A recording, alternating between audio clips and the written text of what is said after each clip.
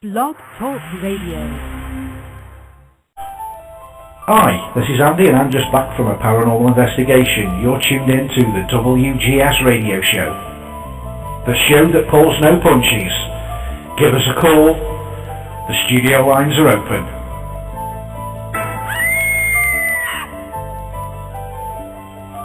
Let your voice be heard. This is WGS Radio.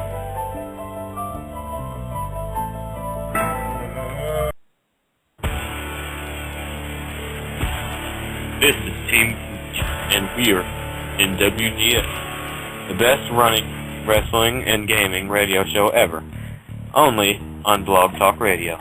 And if you don't like anything we say or do, 1, we respect your opinion. 2, fuck you. Hi, I'm Fenwick Mouse, and you're listening to... Fuck. Hi, this is Fenwick Mouse, and you're listening to WrestleDOWN, the discussion on wrestling now, dick. And I love to sell crack to my homies. So keep listening to WrestleDOWN and get down with WrestleDOWN. And by the way, I love my crack.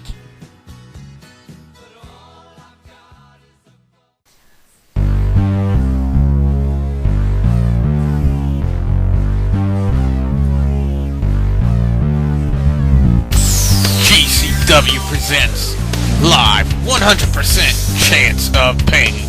July 23rd, the American Legion Hall at 3319 Veteran Memorial Drive in Abbeville, Louisiana.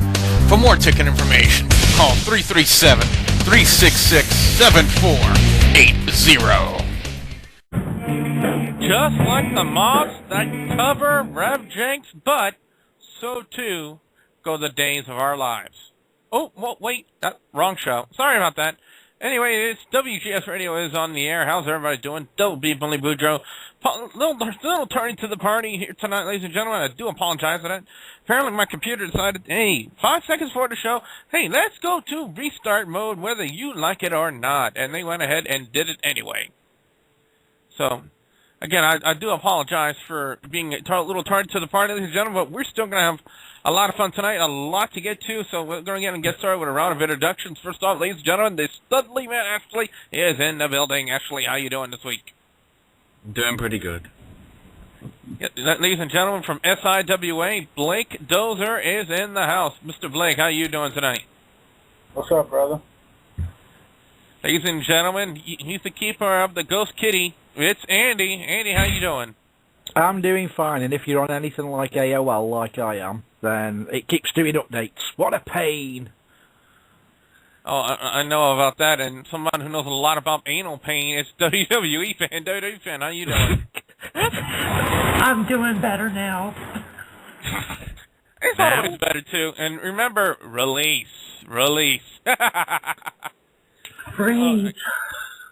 So we got a lot to get to, ladies and gentlemen. In just a minute or so, we're going to have our special guest, Rodney Mack, will be here. Again, ladies and gentlemen, I do apologize for the late start here to the show. Again, technical errors kept me from being on here on time. And, well, like I said, we got a lot to get to. We're going to have a great time here. And speaking of great times, ladies and gentlemen, please welcome back to WGS Radio, the Al Snow Mark himself, Hitman. Hitman, how you doing? Hitman. You've stunned him into silence. Yeah. He's forgot how to speak again. So, again, ladies and gentlemen, we got a lot to get to, especially not only our interview with our special guest tonight, but also a promo that has caused quite a bit of controversy over the past couple of days, especially CM Punk's shoot promo from Monday Night Raw. And let's just say it has caused quite a bit of controversy. And talking about a man who is who has a precursor to controversy. It is the Iron Reverend Jake Slayer. Rev Jake, how you doing? There is no moss on my ass. I've told you many times, it's just a bad rash. Okay. Well, at least we got that bit of information covered up, as I've received a message from Hitman. His Skype is giving him problems, so hopefully he can get that covered, or maybe we can call Al Snow for a little bit of help. Anyway, as I'm trying to get in contact here with Mr. Rodney Mack here, again, we got a lot to get to. Again, quite a bit of controversy caused by CM Punk, actually, on Monday Night Raw with that shoe promo that he did. Yeah, it was a genius promo. Yeah. Whether it's a work or not, you know, we won't reveal it on here for a little bit, but it was certainly very well put together, and from what I've heard from reports, it's actually may have been a legit promo, possibly. Can I just interject with something I've seen on internet? Go ahead. Hello. Someone keeps saying hello. I've listened to it. I've listened to an X-Pac conversation today on the internet on his official webpage, and something he's actually said rings true. Up until a few years ago, no one knew what a shoot order work was. Why not take it for what it is, and it's causing interest into the wrestling organisations or giving the WWE some interest? Don't read into it too much. Who cares if it's work or whether it's a shoot? It's very interesting. That's all I can say, and I think it's quite good. Hello. Well, a caller here from the 3-1 area code, man. Ask who am I talking with here? This is the Intercontinental Champion, Mr. Perfect. Mr. Perfect? Oh, my. Mr. Perfect. You got that right. It's Kurt Hennig. Well, I'll tell you what, right now, that's a spot on. Well, you know what? Hey, hold on wait a second. Bobby's calling me right now. Hold on, okay? Hold on right now. I got to make this comment, though. I really don't think it's Mr. Perfect, because Mr. Perfect never sounded like he had a penis in his mouth. Are you calling me a liar? You sound like you have a penis in your ass. Okay. All right. Wish I was running the soundboard tonight, but back to our show. Yes, hello, ladies and gentlemen. We are on the air now. Ladies and gentlemen, please welcome our very special guest this week, former ECW and WWE superstar. Ladies and gentlemen, the one, the only, Mr. Rodney Mack. Mr. Mack, welcome to the show. Hey, guys. What's going on? And thanks for having me, man. First off, Mr. Mack, thank you very much for taking time out of your day to talk with us here tonight here on WGS Radio. All right. Well, once again, man, I'm honored, and the privilege is all mine. Thank you guys for having me. All right, Mr. Mack, our first question I always like to ask all of our guests here that we interview on WGS Radio is, how did you first become interested in professional wrestling? Well, to be honest with you, man, pro wrestling has always been a lifelong dream of mine. It's something I've wanted to do ever since as far as I can remember. So I was kind of blessed in the sense that I was always around my uncle JYD, and you know, the opportunities were there for me, but it wasn't easy, and he never really just opened the doors for me until, you know, basically I was ready, which was I guess when I was done with college, you know. You made mention of your uncle, the legendary JYD, the late great Junkyard Dog.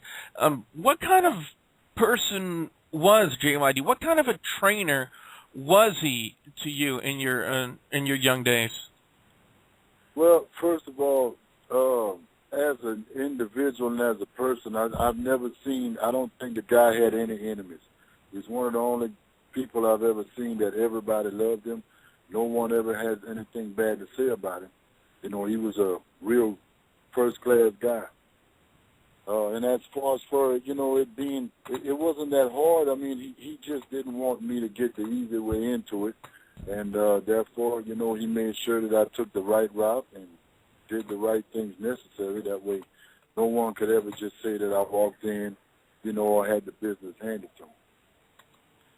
Well, on the day he passed, I know it was a great tragedy, not only to the people who are in the business, but to the people who have watched professional wrestling, like me, over the years growing up on the business. And let's just say, when he passed, it was just a huge tragedy here, because he, not only as an individual, but he has touched so many lives throughout his years in professional wrestling. I know he's touched your lives very, very, in a very positive way. But he's just worked with so many people, and we've, I missed the chance. I've always wanted the chance to get to know him and get a chance to work with him. And every chance and every day that I do a show here in Louisiana, I always think to my mind, I wish I've always had the chance to meet JYD. Right, that's right, man. And as far as for wrestling in Louisiana, I think he is the measuring stick for every show and every individual that grows up wrestling in Louisiana. I mean, the only thing, comes to mind is the Superdome and JYD, him selling out the Superdome. All right, now this is another question I've always asked our guests here on WGS Radio. How and where did you get your first start? Where did you wrestle your very first match of your career? The very first match I ever had in my wrestling career was in Arkansas, Monticello, Arkansas. And it was at a high school called Drew Central High School, which was right across the street from the college I attended. Cool. Well, Mr. Mack here, we got a lot of other people here on the line, and I know they got a lot of questions they would like to ask you here. The first man up to the plate with a question is one of my right-hand men here on WGS Radio. It's the Studley man, Ashley. Ashley, you're on the line with the one, the only, Mr. Rodney Mack. Well, Rodney, thank you for coming on the show. A couple of questions towards your early part of your, I guess, mainstream career, because in 2000 you had a stint in ECW. What was that like with the company in the state that it was at the time? Well, ECW is actually, I've got a lot of good memories.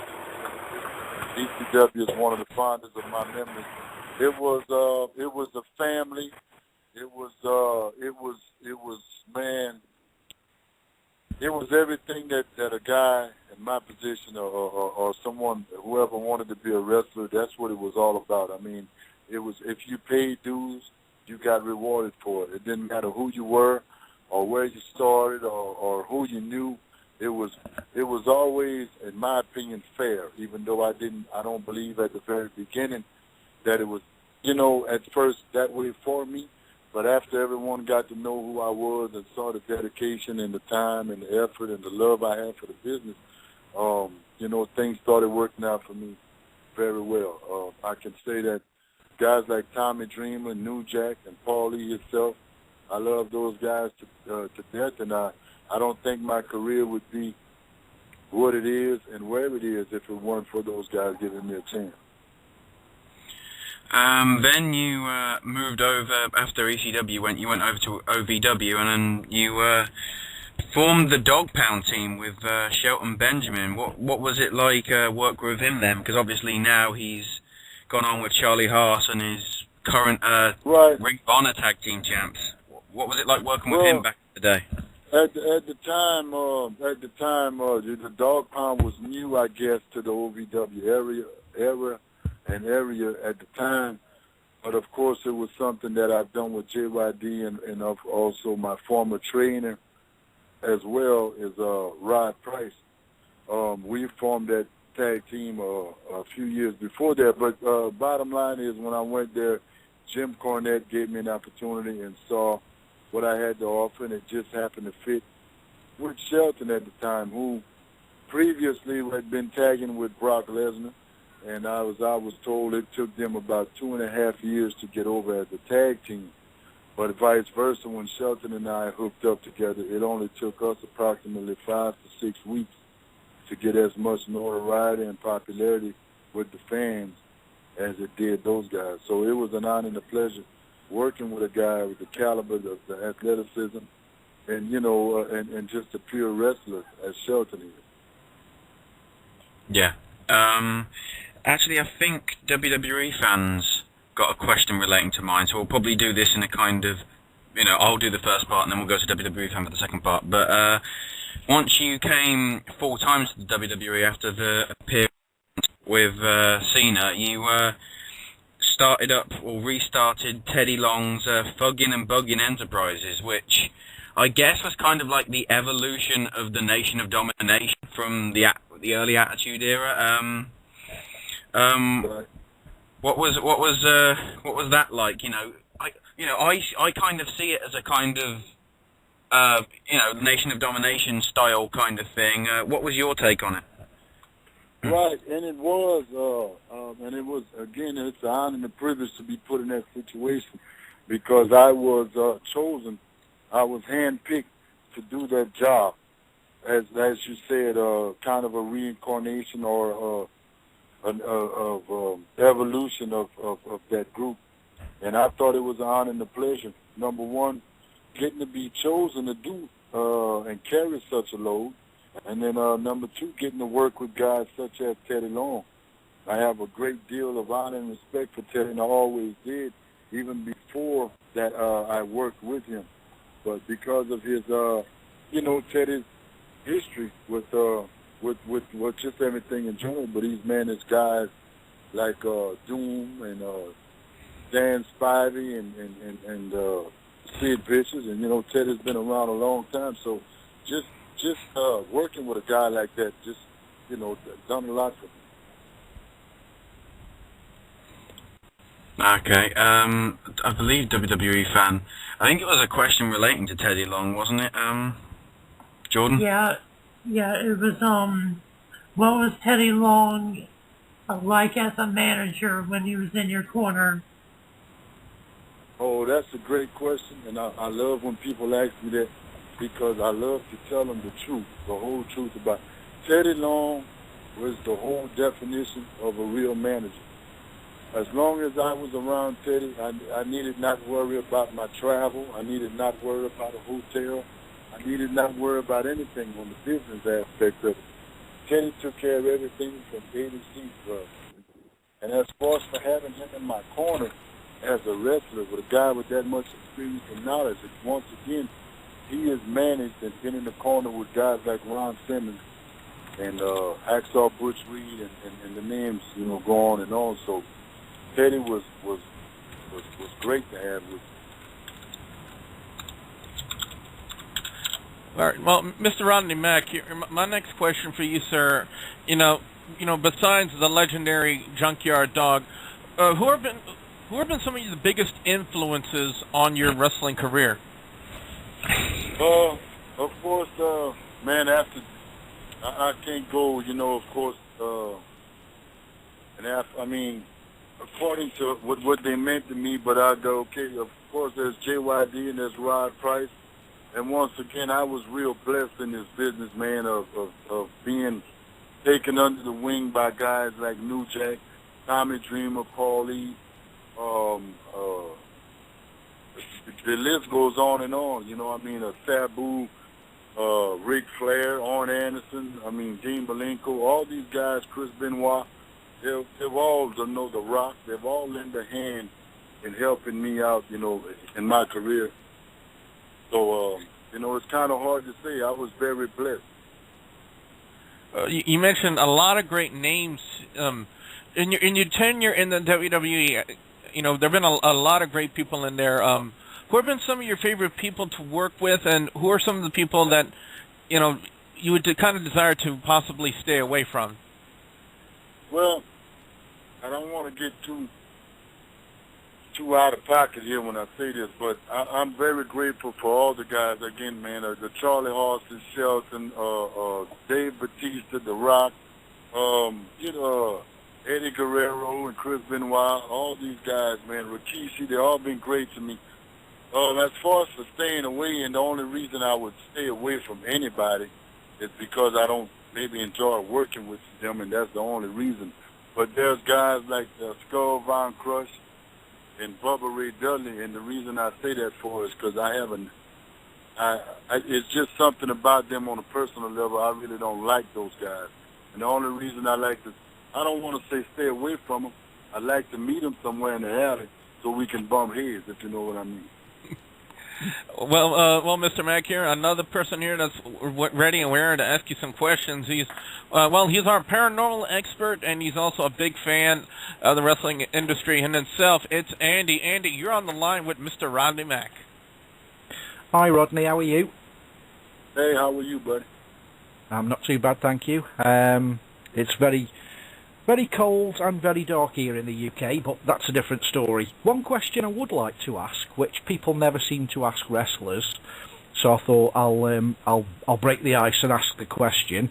I don't need you to answer with figures, but you've obviously wrestled for varying different organisations over your vast, long career. Was it financially beneficial to you when you went to the WWE? Did they make a good contribution to your income? Obviously, we don't need figures, but is it worth going to the WWE and offering your body up like most wrestlers have to do 365 days of the year? Does it warranty what they pay?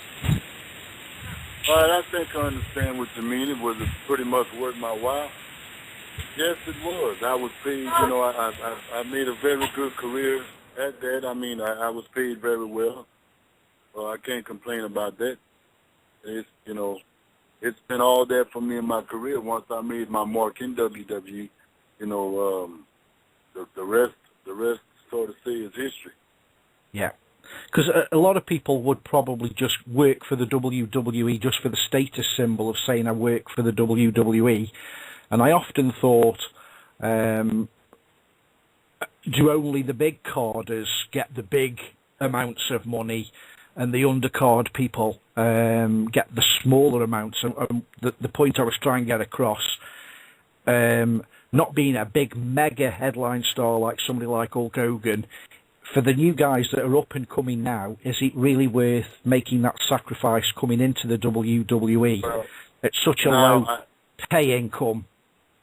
Would you recommend? Now it's been, when I signed my deal, that was 11 years ago.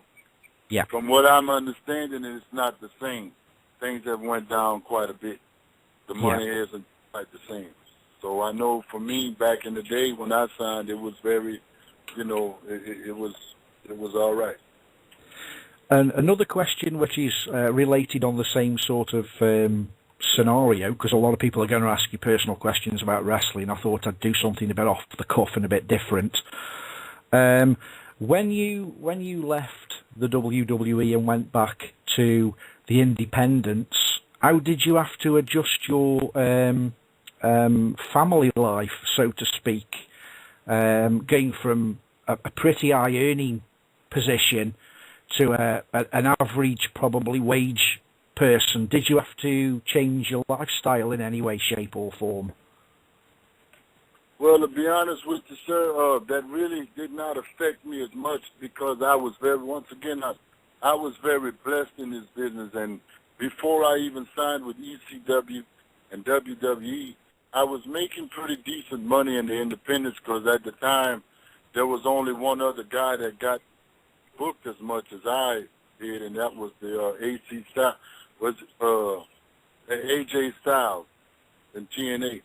At the time, he and I were pretty much the two hottest guys out in the independent market, and I was doing fairly well there. But once I signed the contract with ECW, of course, and then went on to WWE, then my stock went up as far as pay. I made a little more, but I was one of the guys that were blessed. When I went back down to the independent market, it didn't hurt me as bad. Right, because you tend to hear that a lot of wrestlers who've been in the big time and then go back to the independents tend to whittle their money down whilst they're earning large amounts of money, and then you tend to find that suddenly when they're only earning $100 a week, they tend to be financially struggling. So it's nice to know that you managed your money very well and you've worked your career around your income, which is nice. And obviously that's why you're still in the business and still doing as well as you originally were when you were in the WWE. In fact, you're probably doing more now for the business on making appearances on radio stations like this one now than you've ever done before. I don't know if you want to make a plug about your wrestling academy, but do you find that you get a lot of people coming through your wrestling academy that have just got one goal and wanting to make as much money out of wrestling and not really have the passion for the business? Well, I run through a lot of those guys, but to be honest with you, we weed those guys out real quick because I was very blessed the way I was trained and broke into business, and I was taught not only how to wrestle, but how to make money in this business by one of the most successful wrestlers of his era, which was the JYD. He was a very successful guy in the business, especially financially. He was very hot, and he knew how to make money. He passed that along to me more than he did the in-ring stuff because I was kind of blessed with the wrestling. I wrestled all my life, amateur wrestling. So by the time I got to him, he used to always tell me there wasn't much wrestling he could teach me, but he would teach me the business part. And he taught me how to make money. And he also taught me that if I got into this business to make money, that it would not last long. You have to have a passion for this business. And so, that's just basically who I am anyway. I have a passion for anything I do. I don't do stuff for money. So the kids that I call them kids, but the guys in my academy who train with me know that right off the bat, and they won't last if they're in it for the money because we're all about hard work. Well, thanks very much for taking the time and answering the questions. That's much appreciated. And all the best to you and your wife and family with any future ventures that you'll get yourselves into. Well, thank you very much, and it was an honor once again to be on there with you guys. Thanks for having me. All right, Mr. Mack, one question to you. Throughout your career and everything you've seen, what have been some of your favorite places to visit? Well, I'm not just saying that, but the UK is one, and Africa, and Japan. And then, that's an interesting thing. I asked this question to Mr. Rod Price when we had him on here, and I would like to ask it to you. When you wrestle in different countries, do you find it rather difficult to go into a foreign country not knowing a foreign language? Well, it depends. I mean, yes and no, and I think we're blessed because of who we are. People look up to us, so when we get to that different country, there's a lot of people catering to us. They're there to help us in every which way. So I never really found it hard for me just getting around, in a different country because the fans were always great, and they always, helped out. But another thing as far as for working and wrestling and communicating with other guys who didn't speak the language, I found it was pretty easy for me, too, because of my background as a wrestler. A lot of my opponents, I don't have to speak to them, and I don't mean that in a bad way. We don't have to speak. We can just go in there and do what we do. And because I have an extensive background in wrestling, that was great, and I always thought it favored me. What was the fan base like over in the UK and Japan as compared to the fan base we have here in America?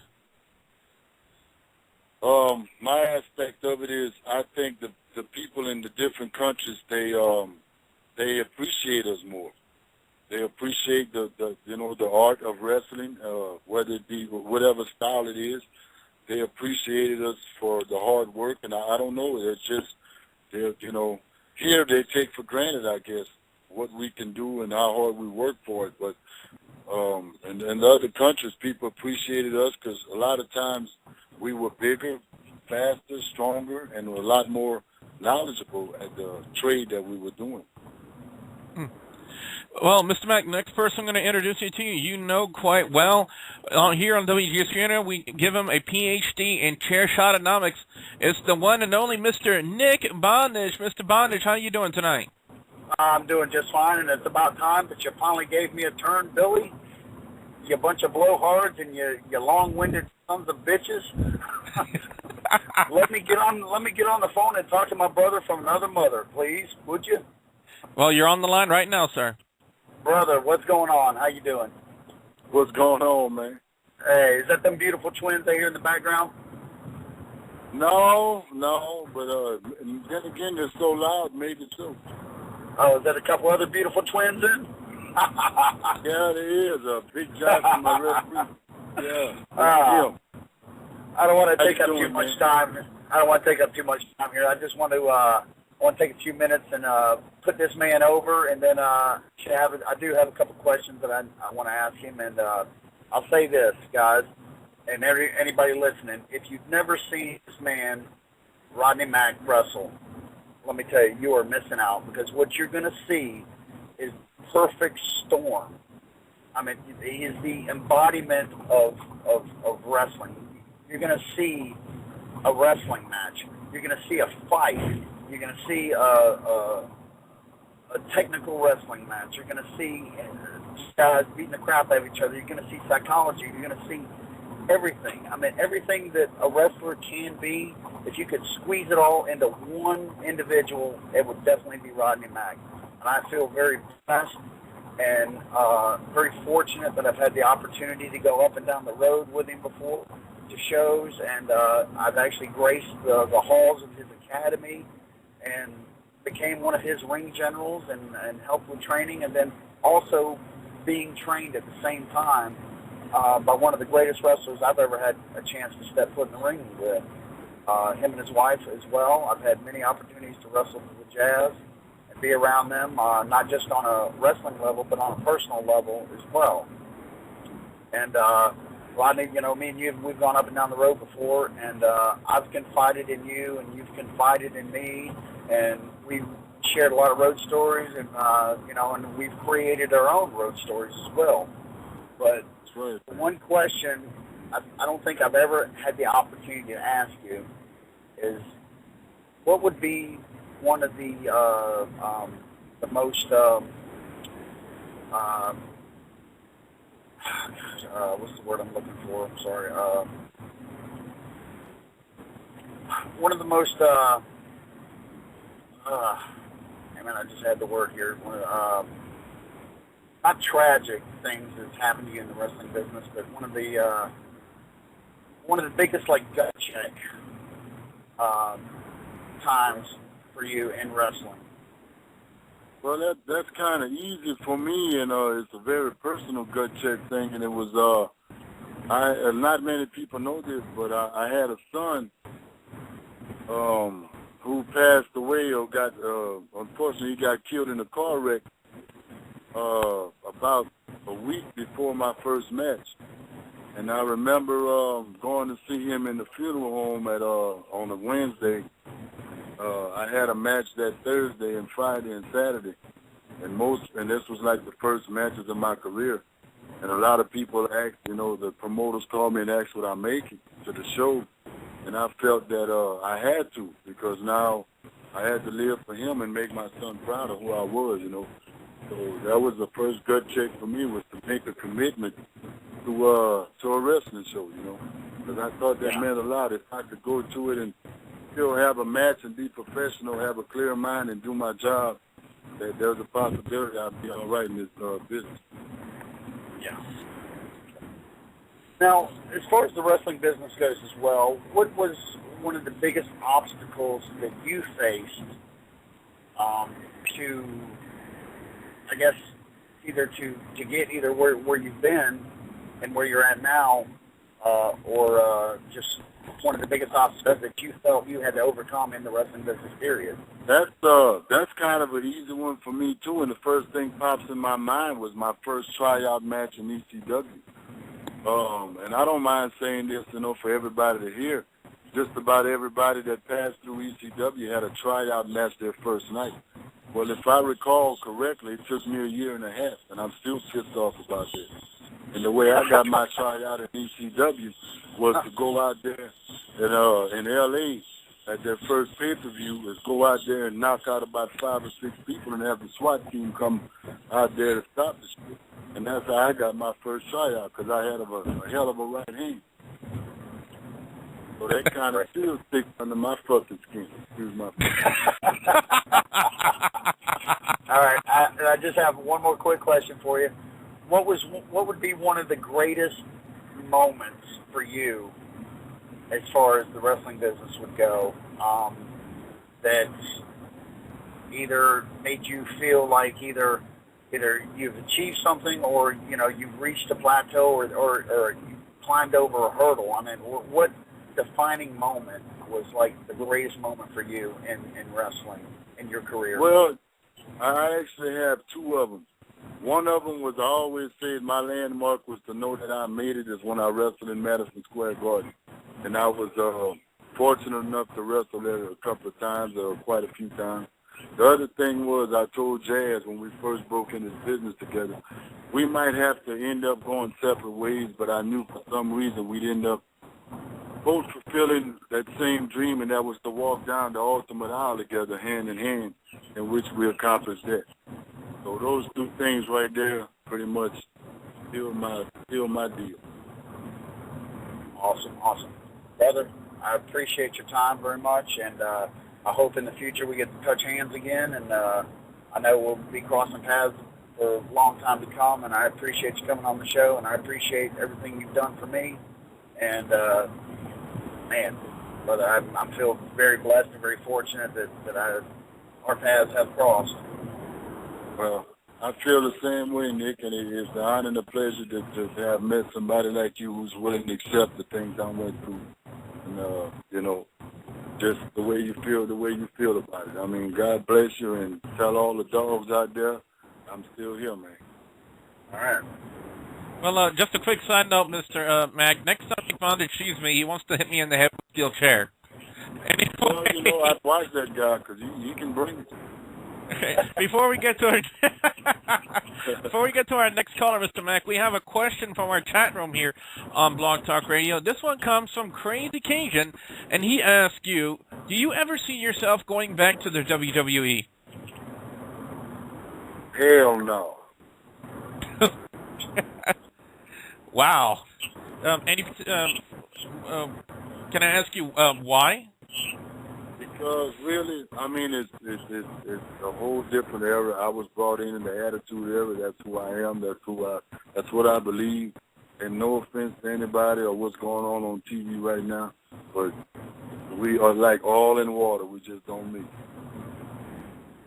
Wow. Okay. Well, Mr. Rodney Mack, our next person here on the line, he's one of our personal best friends here. He is the Nick Bondage's tag team partner, the CEO of Homicide Incorporated. It is the one, the only, the Iron Reverend Jake there. Rev Jake, you're on the line with Mr. Rodney Mack. And yes, I am wearing Nick Bondage's underwear tonight. Hey, I need those back. All right, I'll mail them back. But welcome to the show, Mr. Mack. Make sure you wash them. It's an honor and pleasure having you here. And okay, I know about the pay scale. I kind of got into the independent scene up around New York back in the early 80s. But I love being out on the road more than making money. And what I'd like to hear from you is your favorite road story. I mean, I love road stories. What's like your best favorite moment out on the road? Man, I got a lot of them, man, but we got a rule, and you ought to know that, man. What goes on the road stays on the road. I can't tell them kind of stories. All right. No problem. No, half the time I was too drunk, man, to go into detail. I'd be missing out on a lot of stuff.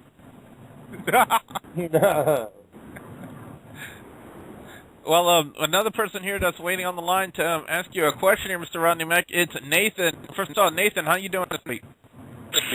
I'm doing good. How are you guys doing? Well, you're on the line with Rodney Mack. Hey, how you doing, Rodney? Hey, what's going on, man? Not much. Hey, my big question is, I know ECW was like, quite a bit different as opposed to other wrestling companies because they focused a lot on the extreme stuff. How hard was that, especially on your body? Because I know taking those shots could be quite painful. Well, man, it is. It's very hard on your body. I mean, because this is not stuff you can practice. A lot of things that went on was spontaneous. It was live. It was on the spot. And you just can't practice that. And there is no way of protecting yourself from jumping off a balcony, landing on the table, or missing the table, landing on the concrete, or, regardless. It it was something that I mean, it takes a lot of years off of you. Yeah, I can definitely understand that, because I mean, has your body broken down? Like, would you say it's broken down quite a bit, you know, faster than what you'd expect because of your profession? Who you talking to? I'm all that. I'm Rodney Mack. I got a lot of more. And then, you know, I can go all night long and just a little bit long and just a little bit long. Yeah, that's what I'm talking about, man. Yeah, you keep at it, dude, because, I mean, you've been a great entertainer over the years, so. Oh, no, man. Look, bull crap aside, I come up, you know, in a rough way, and I come up old school, so I was brought into business rough and tough. But still, regardless, it doesn't matter how tough you are. I mean, ECW style of wrestling, it didn't matter who you was. It will take some years off of it. Yeah. Thank you. Couple of good questions there from Nathan. Mr. Mack, another question from the chat room comes from Chris Rogers, and he asks you, since you decided that you do not want to go to WWE, what are the possibilities of you going to wrestle in the Total Nonstop Action Wrestling Corporation? You know, for me, man, it doesn't matter, and it never did about what letters I wrestle for, because I broke into this business for the love of the game. I think I was born to be a wrestler. This is what I do. This is what I love. So it's not about the letters or the money. I just want to say this. I'm not one of those guys that's going to sit back and be in that political BS, you know, and everybody knows the bottom line is, and the top two is all this political shit. And, again, excuse me, but it is what it is. And I ain't got time to sit back in the locker room and warm the bench, so to speak, behind somebody because his mama knew somebody else's mama and they got some money. You know, I'm about if you can do the job, then you got the spot. So I ain't got time for all that political BS, and I wrestle in somebody's backyard as long as I got a good opponent and my money's there. Well, very interesting you make that comment, Mr. Mack, because here on WGS Radio, especially personally for myself, we have people here that go all over the internet, and you know, like these kids that do backyard wrestling, and they do it without any previous training. I kind of take a frown to that because, you know, even though they have a passion for the business, they risk injuring themselves. Let me backtrack, and I don't mean to cut you off, but I just said that as an example of my passion for the business. But on the other hand, I would not, and I don't tolerate backyard wrestlers. You know, I was brought in. I'm 40 years old, man, and I got about 30 years experience of wrestling. So I'm all about paying your dues and knowing how to wrestle and, you know, doing the proper thing. Now, I'm that type of guy that I'm not too uppity for me and you to be riding down the road and we get in an argument and we can pull out a ring right now in the middle of the street on the side of the ditch, and I'll get in that son bitch and wrestle you like if it was in front of 30,000 people in Madison Square Garden. That's the love I got for the game. That's all I'm saying. Okay, well, another person here we have on the line is Hitman. Hitman, you are on the line with Rodney Mack, and Hitman, remember, no marking out. Hey, I'm just kidding. Hey, Rodney, how you doing? Hey, what's happening, man? Why you breathing so hard, though? No, I'm just kidding. That's another story. No. It was a nasty experience with an Al Snow interview. Just saying. Yeah. What's that, man? Say again. It was an awkward experience with like another interview I did with Al Snow on this show, but it was weird. But I really don't have any questions because all of the questions I was gonna ask were already asked by everybody else pretty much. So I apologize that I don't really have a good question, but I appreciate you coming on the show. I wish you the best of luck, and yeah. Well, Mr. Mack, I do. Man, Well, Mr. Mack, I have an interesting. This, but what time you get off? What you doing tonight? Oh Lord. Hey, I'm just playing, man. Giggity. Well, Mr. Mack, I have an interesting question for you. It was not too long ago that the wrestling, in general and the world suffered another huge loss and a huge tragedy when we lost truly one of the greats in the business, the one and only Macho Man Randy Savage. What was your reaction when you heard of the passing of Randy Poffo? Again, man, like you said, I mean, that's one of the pioneers of the game. There's somebody I grew up watching and had a lot of respect for and thought he was one of the greatest wrestlers of all time. And when one of those guys leave, that's a big part of wrestling that they take with them.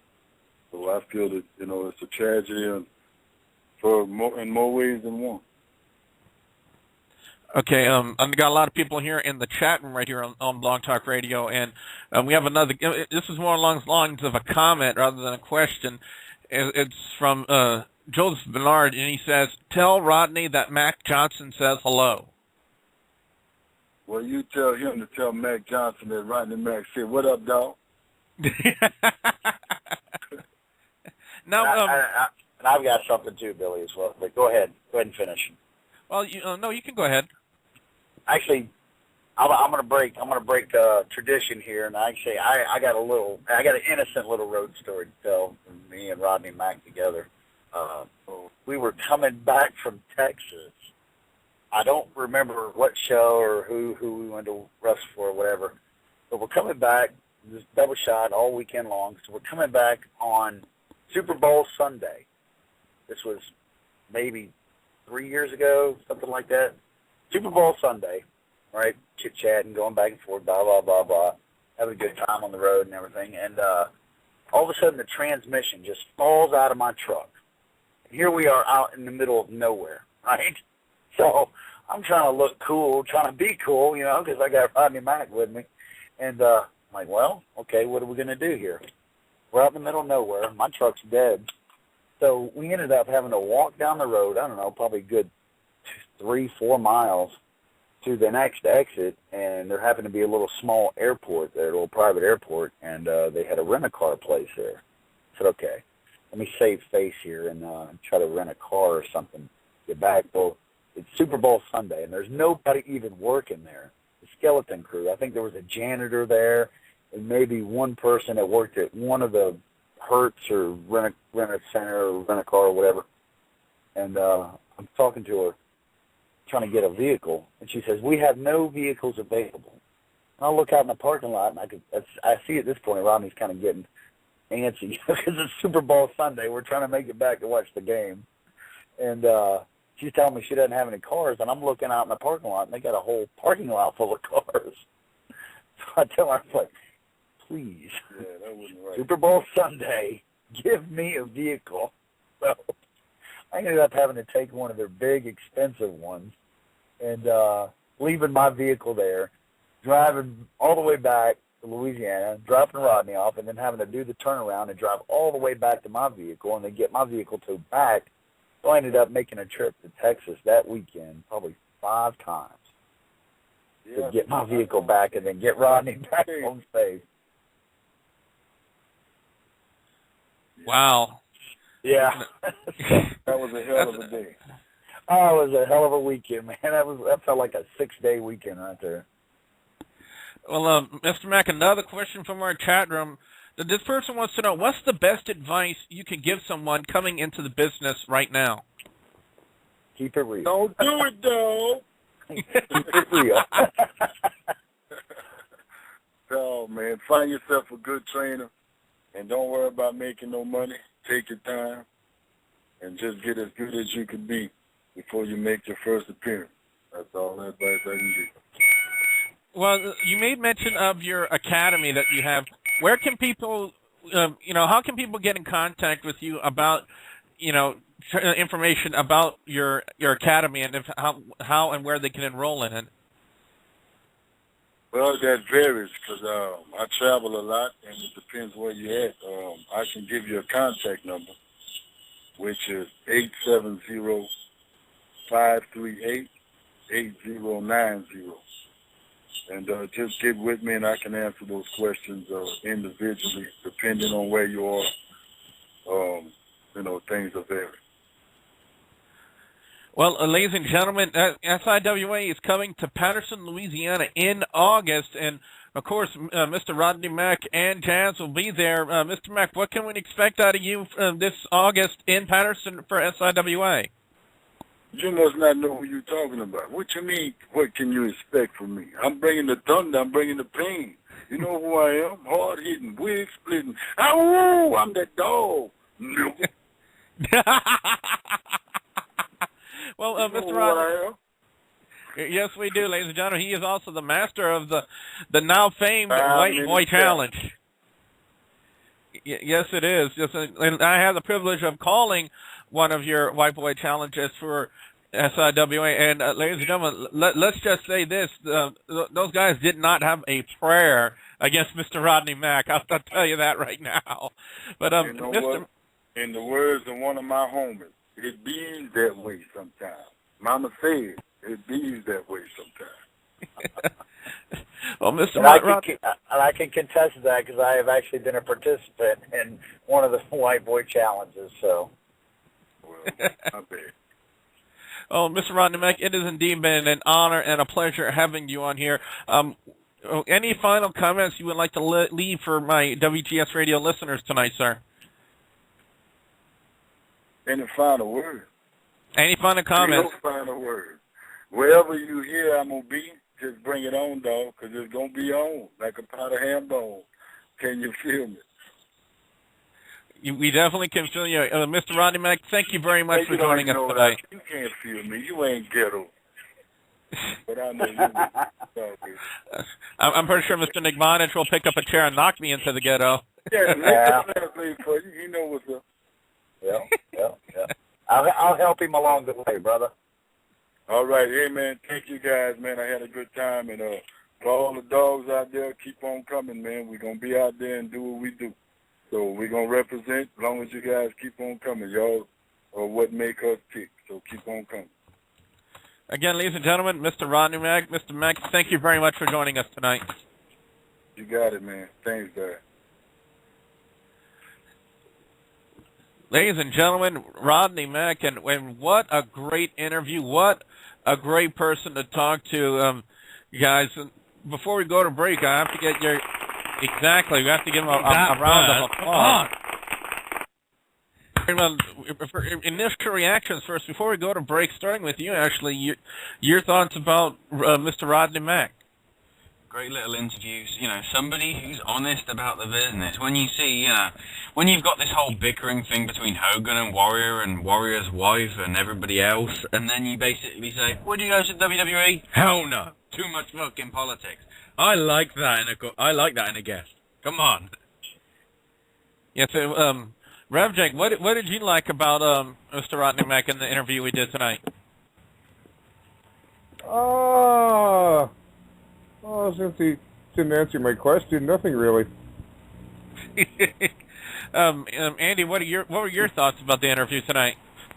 Yeah, pretty much like Ashley. It's nice to see that someone's in it for the love of the sport and not just how much money they intend making from the sport. And I like the comment, it doesn't matter what letters he's wrestling under, he still puts the same effort in, and that use, and that's why he is as well known and as good at what he does. What the rock? Speaking of people who don't want to make money from wrestling and want to go into something else, shut up, Rob. Please. Bastard. Amen. Oh, finally! Well, you're about a few seconds too late, Chris. I mean, I've been in the call for about 30, 45 minutes. I just haven't said anything. If I was, I do apologize, Chris. If I was aware that you were in the call, I would have went to you for a question. I do apologize about that. It's all right. The TNA thing, though, I was originally going to ask the WWE question, but whoever asked that stole my damn question. Mr. Dozer, I know you have Rodney Mack booked for SIWA coming in August, and whenever he comes to town, and he brings a huge crowd with him. Would you say that's true? Oh, of course. He always brings the pound with him, brother. And Mr. Bondage, what were your thoughts about tonight's interview? It was a great, smooth-running interview. You know, I love Rodney and Jazzy to death. I know them both on a personal level. Consider them very close friends. I talk to them all the time. I can say the one thing, you know, stands out the most to me. Of course, Rodney taught me a lot about the business, you know, and about wrestling in general. But the one thing that sticks out the most in my mind that I learned from Rodney was even on a personal level and as far as the wrestling business goes, and that's keep it real on every level of your life. Keep it real. You don't have to blow smoke up people's ass. You don't have to bullshit them. You know, like I love Rodney's approach to the politics about the business, because with him, it's like there is no politics at all. Even when you try to approach him about politics, there is none, because he keeps it real. So, and it's like when you talk to him, you either better come real with what you're saying, or he'll just turn around and walk away, you know. And it's been very beneficial to me in my wrestling career to have that approach. You know, because it's like you step foot in the ring with these guys and they're like, oh, you know, I'm the best cruiserweight in this organization. I'm the best cruiserweight over there. Well, you know what? Step foot in the ring with me and prove it to everybody. You know. All right, well, ladies and gentlemen, we have another caller here. We've had this caller call in already. Caller, who am I talking with? Hello? Yes, hello. My name is Mack. Your name is who? Mack. Mac? Yeah. I'm just calling in and say hello. Mac Johnson?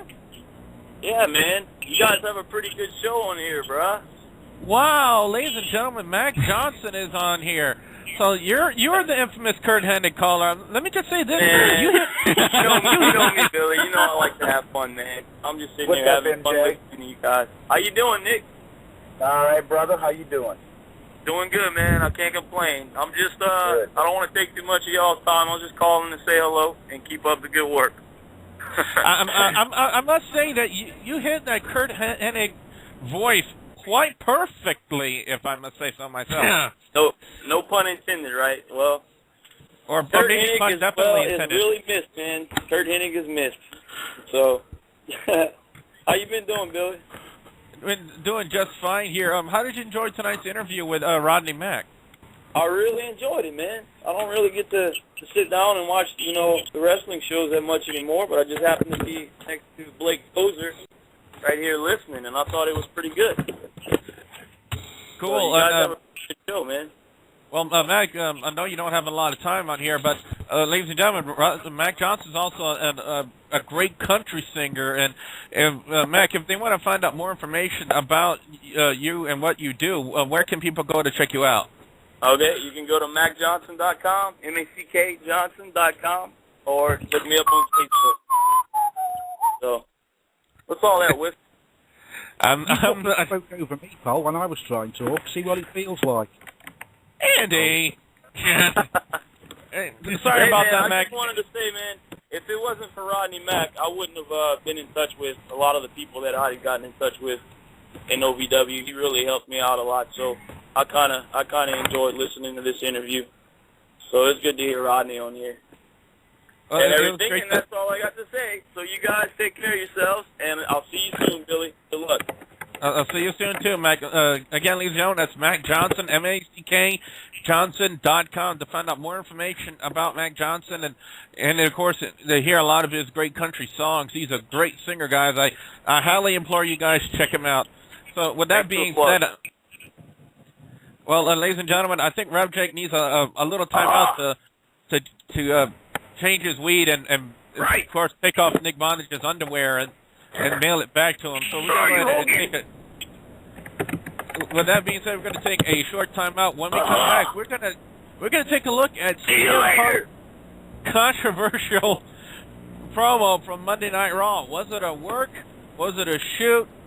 We'll get everybody's comments on it. So with that being said, that was no Macho Man on the line. I know my Macho Man. Oh yeah.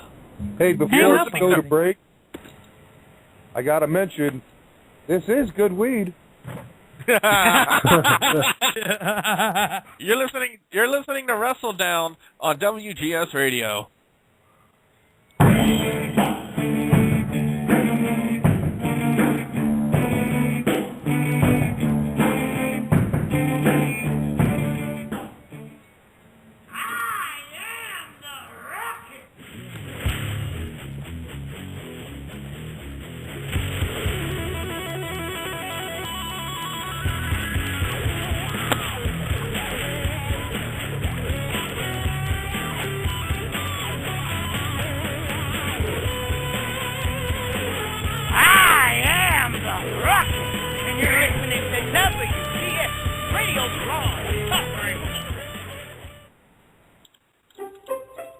That I got rug burn on my penis.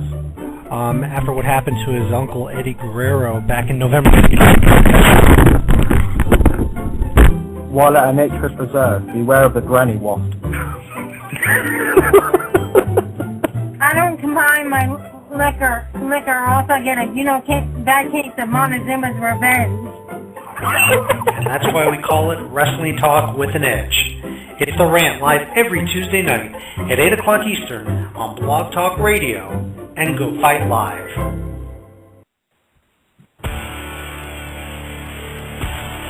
This is Team Cooch, and we are in WGS, the best running wrestling and gaming radio show ever, only on Blog Talk Radio. And if you don't like anything we say or do, 1, we respect your opinion. 2, fuck you. Hi, I'm Fenwick Mouse, and you're listening to... Fuck. Hi, this is Fenwick Mouse, and you're listening to WrestleDOWN, the discussion on wrestling now, dick. And I love to sell crack to my homies. So keep listening to WrestleDOWN and get down with WrestleDOWN. And by the way, I love my crack.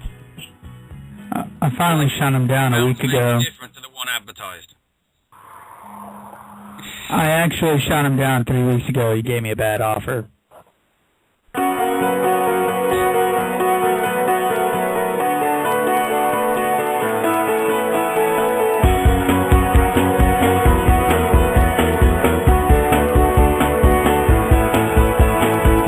Big 3 News. Visit us on the web at big3news.net and big3news.com. To contact us during the show, use the interactive chat window or call us on Skype at 440-249-6397. That's 440-249-NEWS. Skype users use the Skype ID of Big 3 News. To make your own contribution to the show, email Big 3 News at info@big3news.net. To stay connected with us after the show, be sure to download our community toolbar and get access to all of our social links like Twitter, Facebook, MySpace, and YouTube. Thanks for watching, and thanks for contributing to Big 3 News.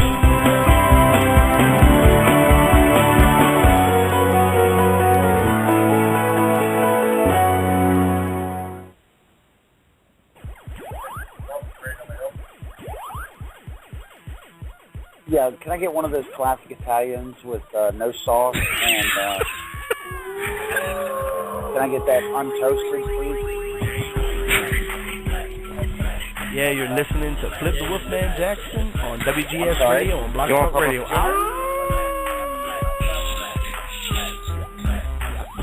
All right, I can barely hear you.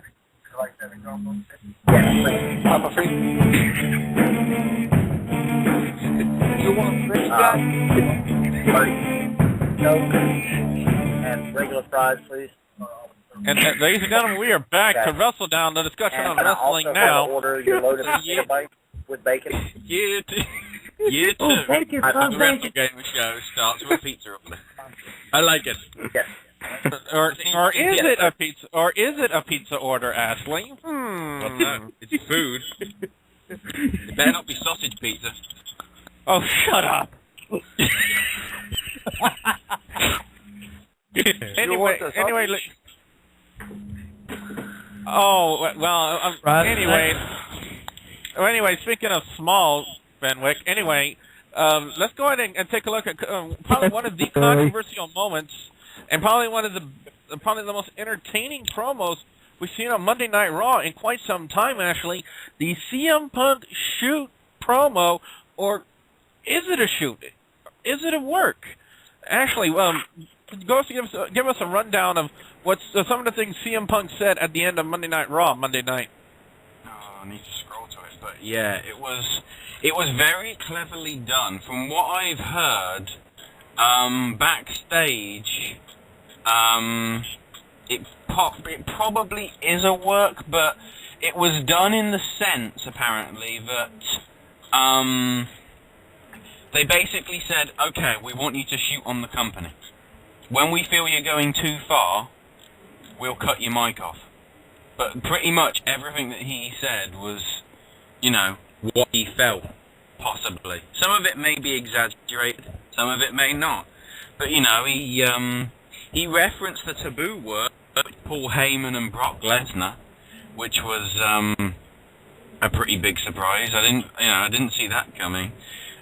He then also referenced how Cena was as good as, well, Cena was good at kissing Vince McMahon's ass, nearly as good as Hulk Hogan and Dwayne "The Rock" Johnson.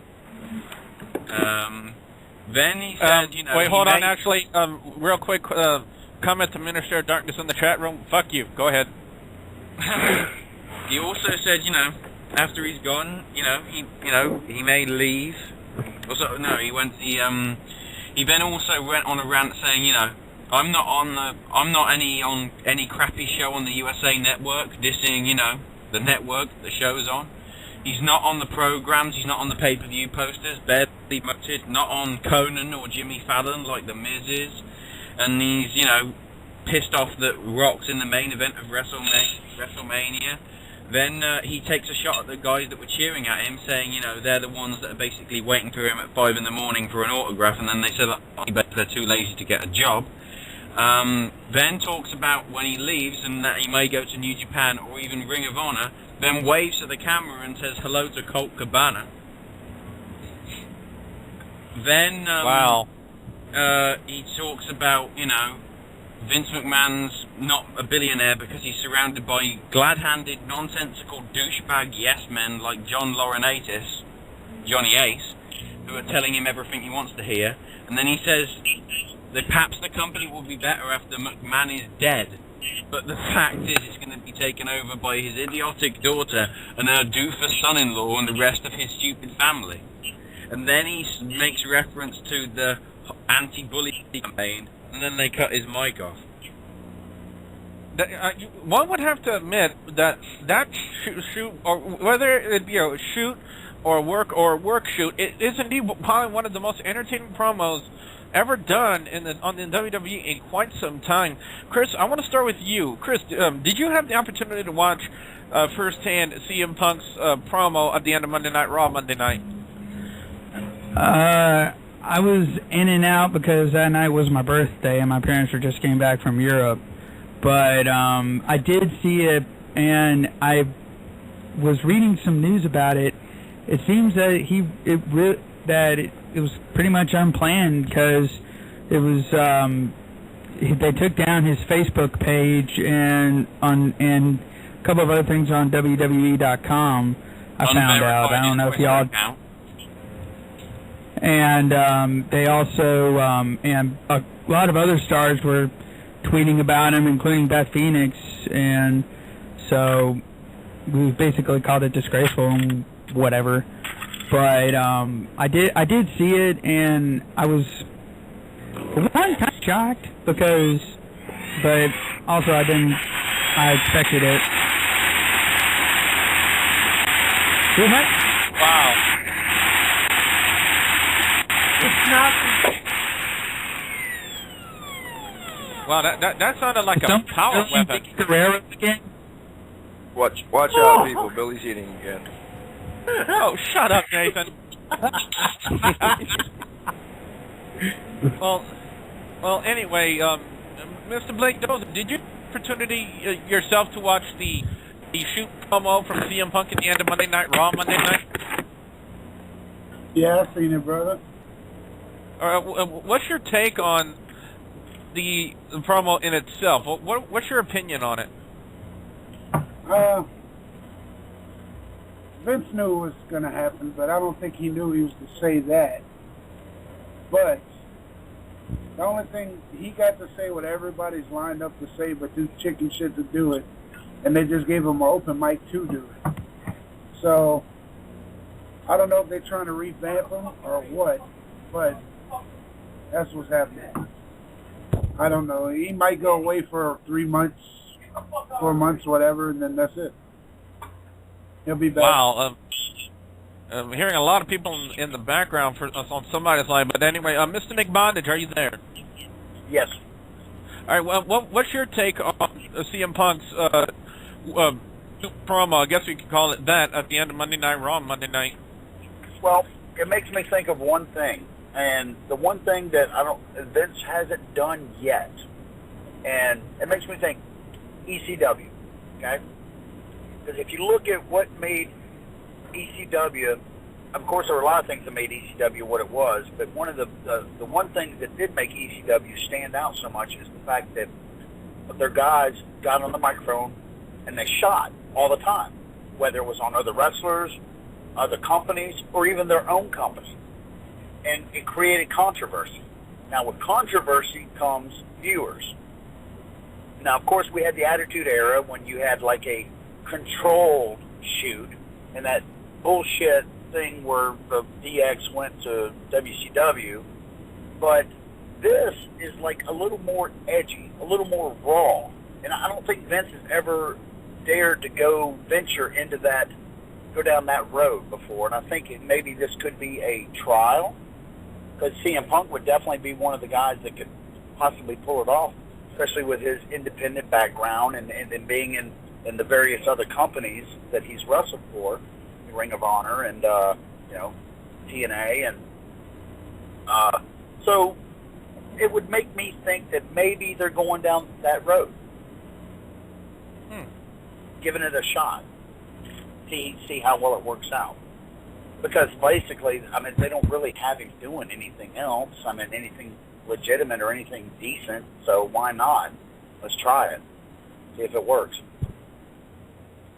Well, Hitman, your thoughts about CM Punk's promo on Monday Night Raw? I have to say, I've kind of got mixed feelings for it, because on one side, if it did end up being worked and it did end up being scripted, or not scripted, but you know what I mean, like, you get what I'm saying, and it did end up just being a whole thing of, yeah, he may have felt some of those things, but for the most part, it was just mainly worked and mainly, thought out to be said. If that's the case, I give kudos to CM Punk, and I mean, he did a damn good job delivering it like he usually does. If it was real, I know I know people are gonna call me an idiot for this, but I think it was a tiny bit unprofessional on CM Punk's part. I'm not taking anything away from CM Punk, I mean, if it was true, WWE just said, here's the mic, if you go too far, then we're going to cut you off, and, if that was the case, then, WWE brought on himself, and CM Punk still did a good job regardless, but maybe it was a tiny bit too unprofessional, but, that's just my opinion. I'm not saying it's right or wrong. Yeah.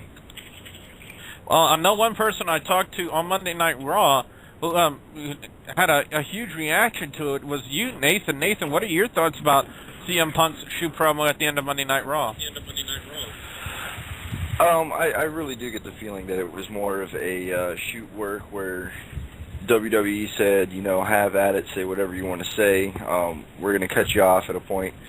One thing I'm hearing from a lot of people is, they're throwing the name Vince out there, and I think what you're doing is you're giving the guy too much credit. I think Vince is really getting ready to step back here within the next couple of years, and so he's giving Stephanie and Triple H, more control over this kind of stuff. I really think that if you were to see anybody who was the one doing this, it would be Triple H that came up with the idea.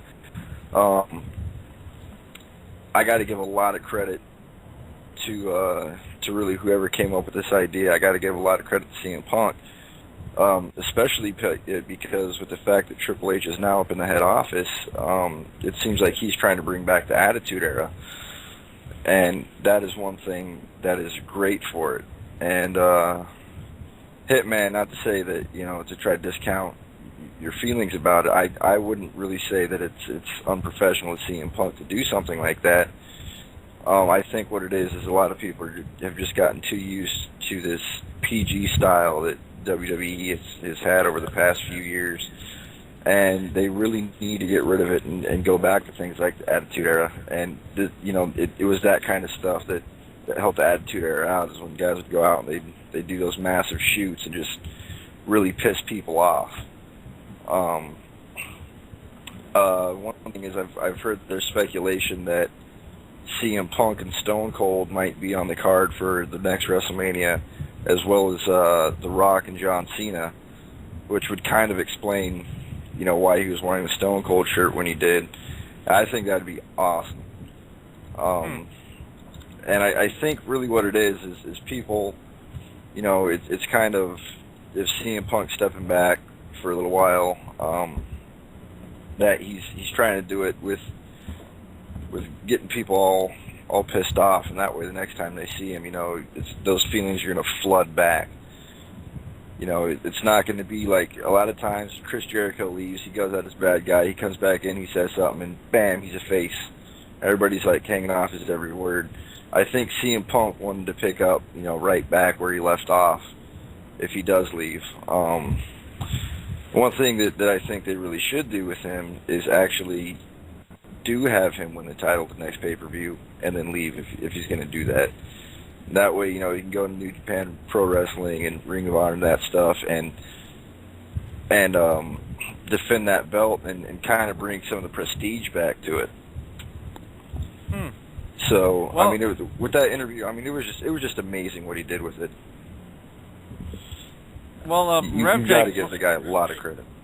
I want to go to Rev Jake next here, and this is a question to you, Rev Jake, and the people here in the chat room. CM Punk's shoot promo, was it a good idea? Was it a good bad on WWE's part, and why do you think so? So, Rev, what do you think? That, I actually think that was probably the second best promo I've heard all year. Now, I don't know whether it was a work, it was a shoot, was it approved or not. I mean, if that was a scripted work, that was just some damn finely good writing. Now, I'm also kind of like thinking, okay, they told him go out here and do this, but as somebody else pointed out to me, and I was thinking about it, yeah, they might have told him to go do that, but I think he might have went a little overboard on his own part, which, hey, more power to him. It was still the second greatest thing I've heard all year from a wrestler. Let me interject here really quick. One of the greatest things about that promo is the fact that you do have to guess at the fact if it was a work or a shoot. By you not really knowing it, it's bringing back that sense of unpredictability. You mean maybe they're really into Santa Claus? Maybe. But no, because like I mean WWE has been predictable for so long, and just with this one promo that CM Punk cut last night, I mean people are going back, going, it was a work, it was a shoot, it was a work, it was a shoot. Yesterday was Nobody Tuesday. really knows. Yeah, you know what? That's all we really know is yesterday was Tuesday. I mean, it's just great. It's so shrouded in mystery, and that's exactly, you know, that's the kind of stuff they need to bring back, is that mystery, because back during the Attitude days, yeah, you might be able to get some matches that you could predict, but, I mean, there were a lot of things that you couldn't. Like, I mean, when they had the DX Mike Tyson thing, nobody would really guess after everything they had Mike Tyson do that he was going to end up knocking Shawn Michaels out and ripping it off the shirt and revealing the Stone Cold shirt. And that's the kind of stuff they need to get back to, because, I mean, for so long, you could pretty much predict almost down to the T how pay-per-views were going to, you know, go. And at that point, it was kind of like, do I really want to watch it? You know, there's maybe one match on there I want to watch on this one, and you know, it kind of didn't make any sense. And I mean, you guys have noticed, I've proved that time and time again. I have like a freaking 80% success rate on calling matches on pay-per-views. Every now and then I might get surprised with one, but I mean, it wasn't very often, and I think they need to get it back to where it's harder for people to really predict what's going on.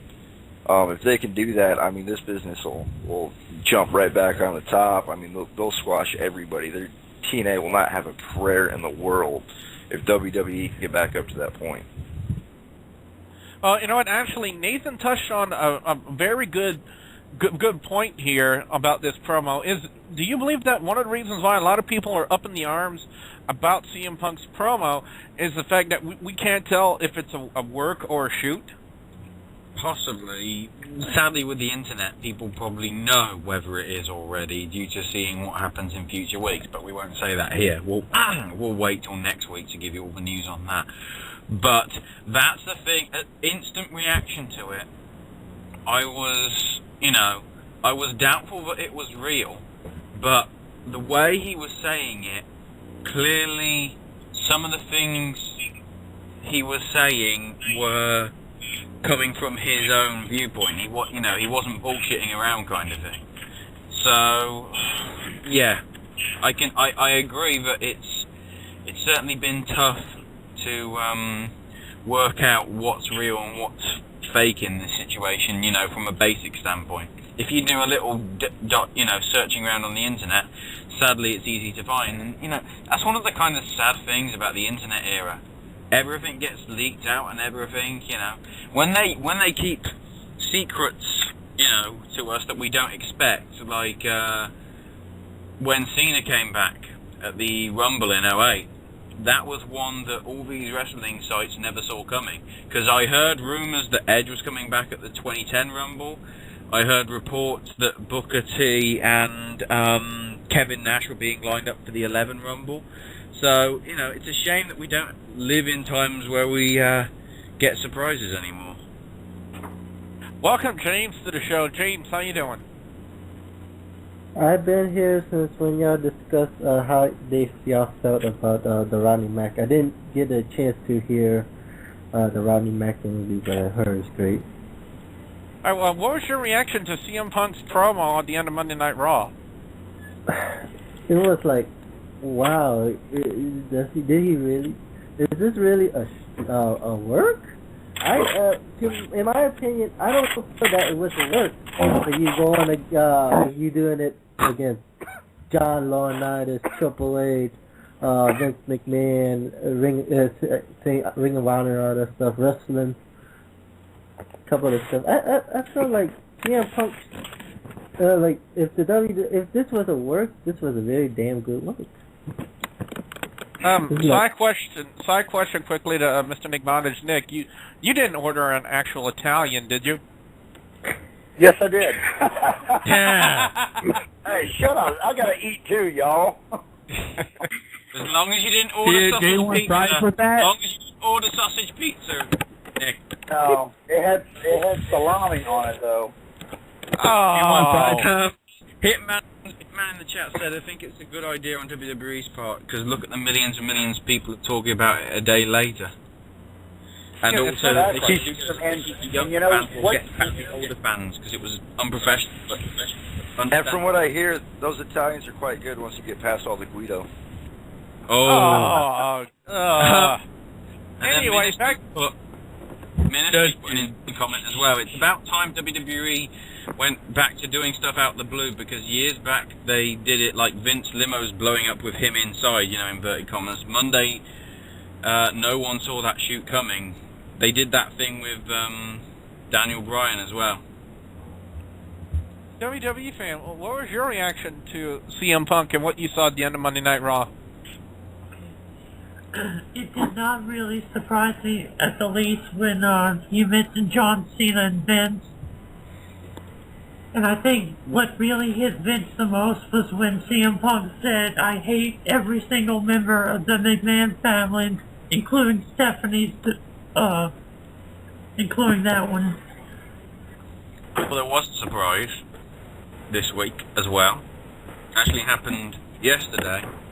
And, shocking for me to talk about this, but for once we're actually going to talk NXT. Really? Because Conor O'Brien got eliminated last night, and you know, people, okay, we're down to the final 2. No, wait. WWE throw a spanner in the works. They've brought back one of the guys who stood out in season 4, Derek Bateman, and his pro from that show, Daniel Bryan. Basically, it's now him alongside Darren Young, who currently, of course, doesn't have a pro because Chavo got released on Saturday, and Titus O'Neil, who's got Hornswoggle, so he's going to make it a win, fella. Wow. That's all I can say about it, actually, is wow. Yeah. Quick update. As most people know, I don't know if everybody's listening has heard this, but apparently Vince McMahon indefinitely suspended CM Punk, which would pretty much end his career. According to the WWE website, it says that they've reached an agreement that he will fulfill his non-televised live event obligations. So it says he won't be on the air. However, he will still be wrestling for the company until July 17th. So, I mean, until we find something else, like, more about whether or not he's going to be on television or not, I mean, it really could ruin the paper. All I will Hopefully, say, it's just a word. say on that matter is you have to watch them. There is another big promo. That's all I'm saying. Well, before we move on to our next subject of the show, another side question, Mr. Nick Bondage. Are Italians easy to go down on? Excuse me, easy to... excuse me, let me rephrase the question. Are they easy to get down? I gobbled that thing up like You're I not did doing OB. any better. Hey, Billy? I hate you guys, man. Billy? I gobbled that thing down like I did OBT's underwear.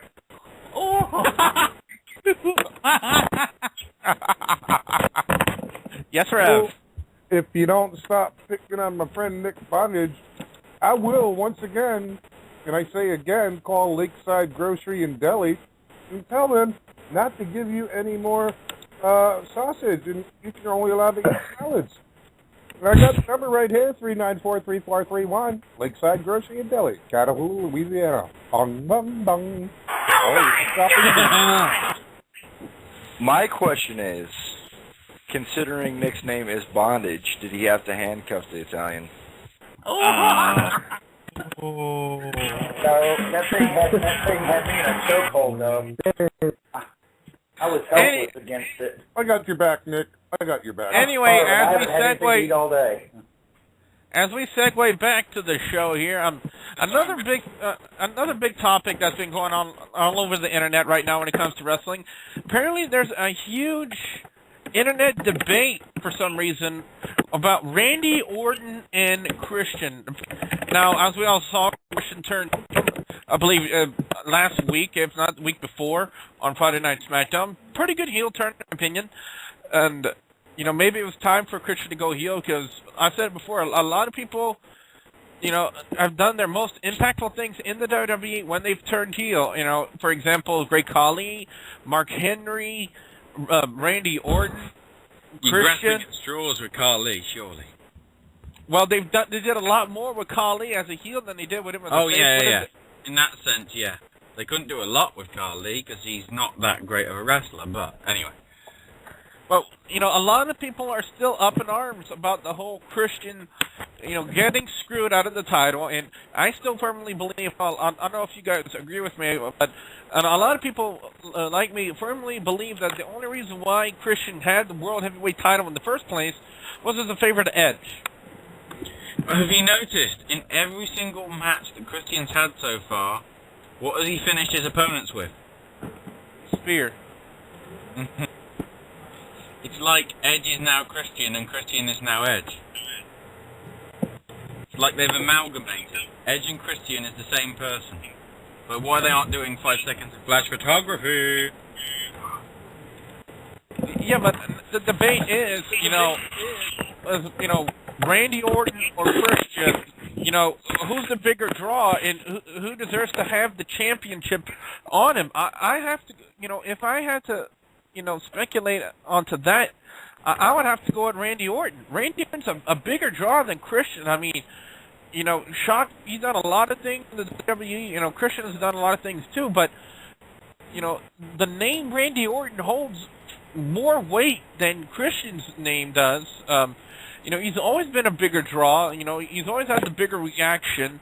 I mean, he's done a lot more controversial things than Christian has in the WWE. You know, for example, you know, when he kicked Vince McMahon in the head and when went after the McMahon family, and then the whole storyline that he did with Triple H just a couple of years ago, and the fact that he got attacked in his home. I don't think we would see that kind of work out of Christian. So, I mean, Christian... I had to disagree. If Christian was given the opportunity, part of Christian's issue is the fact that, for whatever reason, Vince McMahon does not like Christian. TNA, possibly? Yeah, Christian is a huge draw, as we saw on TNA. I mean, Christian was one of the biggest draws TNA has ever seen. And he struck a deal with WWE, went back with WWE, and now he's getting held back again. And that's simply because of the fact that Vince McMahon does not like Christian. But I do have to agree that the only reason why he held the title to begin with was really a favor to Edge, you know, when he was going away. And he Christian the title, give him a chance, you know, you can see what he can do. And I just don't think that they really gave him a good enough chance to truly do what he can do. And I really think that's because, for whatever reason, Vince has a grudge against him. And, you know, as far as Vince is concerned, he can do with or without Christian, even though Christian makes him a ton of money. But to be honest, I think this is the best side of Christian. I always thought Christian was better as a heel than a face, and perhaps now that he's in this feud, which has gone on for about nearly 3 months or so, with Orton with the title, I think it's kind of like his audition, I guess, to Vince. It's like, you know, Vince is getting him to put him in world title situations more often, and, you know, if he does well this time, it may mean he gets a push again for the title, you know, either after this next pay-per-view or further down the line. Once again, I'm going to have to disagree because, like I said, Vince has never really liked Christian. If you do see him coming up in that atmosphere on down the road, you'll see it's because Vince is getting ganged up on by his family members, by Stephanie, by Triple H, you know, by Linda. I mean, those are the guys who are going to say, look, we really need this guy because he really does make a ton of money. And Vince has shown in the past he really does not care about Christian no matter how much money the guy makes him. And I just, as far as I'm concerned, I think that Christian, you know, really, if he wants to be able to get a fair shake, he needs to go back to TNA and do his thing there. WWE right now at this point in time, as long as Vince is around, I would say the WWE is not the place for him. Unless somehow, you know, somebody can convince Vince to really be able to do something with him, you're just going to see Christian is going to be that one step behind, just like he's always been. I think we've been talking for too much. Let somebody else talk. Let's go to Mr. Nick. Let's go to Mr. Nick. Well, Andy's not on the line yet. Let's go to Mr. Nick Bondage. And Mr. Nick Bondage, I wonder if you give us some of your insight. Why do you feel that there are still fans out there who are up in arms over this situation with Randy Orton and Christian and the World Heavyweight title? I think mainly it would be because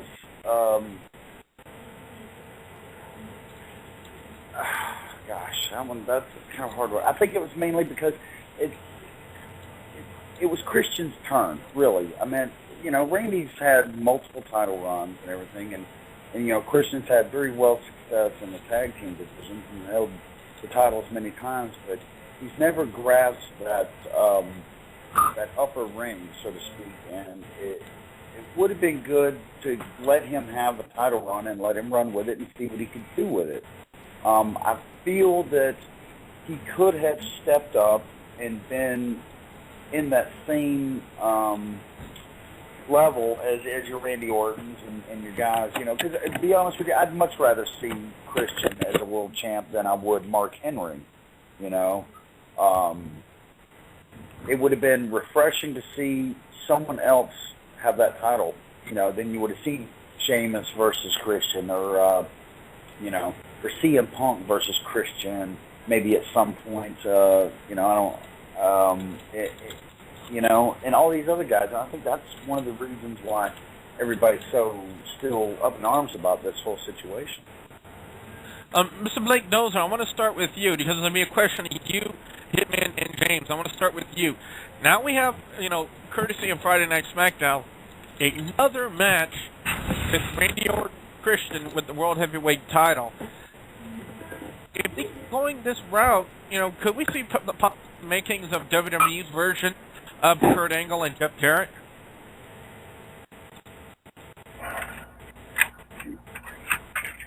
No. I don't think so. You don't think so? No. Hitman, what about you? What are your thoughts? You know, we're seeing Randy Orton and Christian again for the World Heavyweight title. You know, does it kind of, you know, if they keep going this route, do you think it would have the feel of another, you know, Kurt Angle, Jeff Jarrett storyline? To be honest with you, I'm sorry about this. I haven't actually been keeping up with TNA in a while, so I'm not really sure what's been going on with Angle or Jarrett, so I do apologize. I wouldn't know what to say. I remember hearing and seeing a little bit about it, and I kind of know a little bit about it, and I mean, like I said, I couldn't really comment much on it. I could definitely see something there, I mean, but yeah, I mean, I couldn't really comment much about it. James, what are your thoughts about it? Well, I don't really see it as a Jeff Jarrett, Kurt Angle feud because, number one, this is for a title, not just like respect. Number two, there's no family involved. There's no crazy matches like an ultra male cage match. It doesn't have that feel of a Jarrett Angle feud like in TNA. Or Impact Wrestling, or whatever they want to call themselves. Well, now as we segue over to TNA Impact, apparently Sting now has a new persona, as we all saw, Ashley. A lot of people are referring to it as a Heath Ledger Joker kind of a character for Sting. Possibly. It's hard to see. I'm guessing we'll find out more in coming weeks. Nathan, what was your reaction to the new Sting that we saw at Impact Wrestling? Honestly, Impact, I haven't really been able to catch. That one I have to catch online, you know, days after. So I haven't even seen last week's Impact just yet. Well, Mr. Nick Bondage, I was wondering if you had the opportunity to see the new persona of Sting on Impact Wrestling. No, unfortunately, I haven't. I've been out of town all week. Actually, I'm over in your neck of the woods all this week, Billy, and so I'm drawing a bead on where your house is. Me and Rev Jake have gotten together, and you know, you may walk out to get the morning paper, and guess what? Nick Bondage is going to jump out behind a bush with an Italian in one hand and a steel chair in the other. I get the feeling I'm kind of out on the limb here. Ladies and gentlemen, I want to make a quick side note here. Apparently there was a situation that arose here on the air tonight, and, you know, apparently, you know, without knowing it, I kind of accidentally offended Andy, and it was not intentional. I just want to say that on the air right here. Andy, if I offended you in any form or any kind of fashion, I do apologize. You know, I would never intentionally do that to you. You know, I consider you a great friend, and you know that I would never intentionally do anything to to piss you off, to make you angry with me, and if I did something accidentally to do that to you, again, I do apologize for that. But with that being said, actually, I'm kind of getting the feeling that me and you are probably the only ones that watched Impact Wrestling this week. No, I missed it because I was watching too much of the tennis. Come on, Andy! Wow. And the cheese stands alone. Yeah, I did. I kept a track of some highlights of the stuff from TNA. It wasn't the full matches, but Sting with the glove, the barbed wire glove. That was just, am I watching Impact or ECW? ECW. Now, again, ladies and gentlemen, I just want to get that out there. I do apologize to Andy. Again, I hope everybody knows that I would never do anything to intentionally insult anybody here on the show. I hope everybody knows that. I'm not that kind of guy. So Andy, if you're listening, I do apologize. I do apologize. Again, it was not intentional what happened. I hope you know that. Okay. Blake, I want to Mr. Blake Dozer, I want to touch on a little bit of something that you posted in the chat room here, involving Trevor Murdoch. As let's go ahead and make the news update. Apparently, WWE rescinded their contract to Trevor Murdoch, and this is what Blake posted in the chat room. This is what Trevor Murdoch had to say on his official Facebook page. He said, quote, "Well, I got a call from Johnny Ace saying they weren't going to go through with my contract. He told me budget cuts. I say bullshit. I think I'm done with pro wrestling." Do you guys believe Trevor Murdoch just got the raw end of the deal? Absolutely. I mean, he was a tremendous talent, and why they got rid of him in the first place is beyond me, because guys like Trevor Murdoch broke the mold of what a traditional wrestler, of course, is supposed to look like. But when you seen him in the ring, he was entertaining. The man knew how to wrestle, for one thing. And then at the same time, it was like watching a throwback from the early days of wrestling, back in the late 70s and the early 80s, of like Dusty Rhodes. And it was refreshing to see him, and this is, of course, my opinion, and why they got rid of him in the first place was beyond me. Mr. Blake Dozer, since you're the one that posted on, what was your reaction when you saw that, Trevor Murdoch just pretty much flat out got screwed out of our WWE contract? I don't know, brother. I guess now these guys are sitting at home, like Trevor Murdoch, and, the real good talents that could actually work, and they have these spot monkeys on TV, these juiced up guys that can't wrestling every weekend, or every Monday night, every Friday night, Tuesday, whenever they film it. It's a real slap in the face for a guy to call you and tell you that they'd rather have somebody else instead of you, after they called you and say to come on over. You understand what I'm saying? You can't even put that in words. I don't know how the man would feel, but I know I'd go to the next show in town and raise some fucking hell. That's what I would do. Which is fine, because you'll see guys like Trevor Murdoch on the next SIWA show. So, their loss, our game. Right? What's that? But I know you're a great worker, brother. If they'd call you and then tell you don't worry about it, because they got, what's the big juiced up guy that was always with CM Punk? Or with the core, whatever. The one that looks like Batista. That guy, damn. Mason Ryan? There you go. Do you actually like that guy, honestly? Do you think he could wrestle? Better than Trevor Murdoch? Well, we know that he only knows one word, and that's face. Yeah. And then, you have guys like Rodney and Jazz. Why isn't Jazz still in WWE? I want to know that. They'd rather have 14 divas wrestle for 2 minutes and do a fucking dance in the ring. I'm just glad that they keep the Divas champion, the one Jazz actually held. I mean, the woman's champion, on a real woman wrestler, not on one of these freaking baby doll women. You know what I'm saying? They can't wrestle. I don't know. Well, I have a question for you guys. Do you guys believe that WWE is ripping off Jazz's gimmick from the WWE with the Glamazon Beth Phoenix? Oh, of course. Every move she does is Jazz. Go look at Jazz's videos and then look at her. The only difference is when Jazz used to come out, she'd stick her arm straight out. Now, Beth Phoenix acts like she's holding a ball of a soup bowl or something in her hand or some shit. You know, they wear the same headbands. They do the exact same moves. Now, either she watched a whole bunch of Jazz videos or, what's her name, Fit Finlay got in her ear and said, look, we want to make you like Jazz.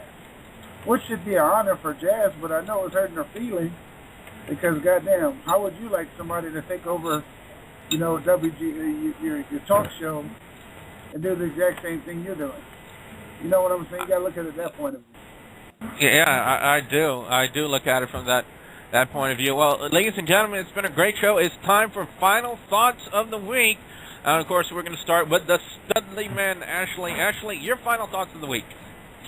Good week. That from what I've seen of next week, because, all the tapings are coming in right now. It was, there's tapings happening SmackDown next Friday, which is the 14th, I think. Or no, not the 14th, the 8th. They are just coming in now. Not get much from them yet, but it'll be rare next week. We won't have any live wrestling. Sad face. All right, well, let's go to Mr. Nick Bondage. Mr. Nick Bondage, sir, your final thoughts of the week. Oh, gosh. Just hearing everything that happened, of course, I wasn't able to view anything that happened. It sounds like it was a pretty good week. Sorry I missed everything. It was great having Rodney on the show. I'm glad we had a good turnout for that. Always a pleasure. Rev Jake, Billy, Ashley, and WWE fan, of course. And Andy, if you're listening, brother, we're family. Come back. All right, before we get the next person's final thoughts, Ministry has an interesting question in the chat room. Is Christian better with the title, or does he do better chasing the title? Same argument that some people have with John Cena. Rather than being the title holder, he's better being a chaser for the title, like he was with The Miz. Mr. Nick Bondage, what's your reaction to that question? I'm sorry, I didn't hear the question. Say it again. Is Christian better with the title, or does he do better chasing the title? I would have to say with the title. Because he's chased the title for so long now, he just kind of got stale just chasing it. And I think it was like a breath of fresh air when he actually finally won it, because you've seen a different Christian, a new Christian, a revitalized, energized Christian. And then to have it snatched away from him due to politics just 5 days later is just a slap in the face to the fans and, of course, to Christian. All right, well, James, to you, your answer to that question, and to your final thoughts of the week. My answer to the question is that Christian is a better of chasing the title than holding the title. And my final thoughts is that it was a good week, but it got better when CM Punk did his promo or work promo, or whatever it is. All right, Hitman, what about you? Your thoughts about the question we just asked about Christian, and your final thoughts of the week. I think it's probably better that he has a title, and I think this is the same with a lot of people. Once you win a world championship, obviously you're a little bit more lively, and it was good to see him happy.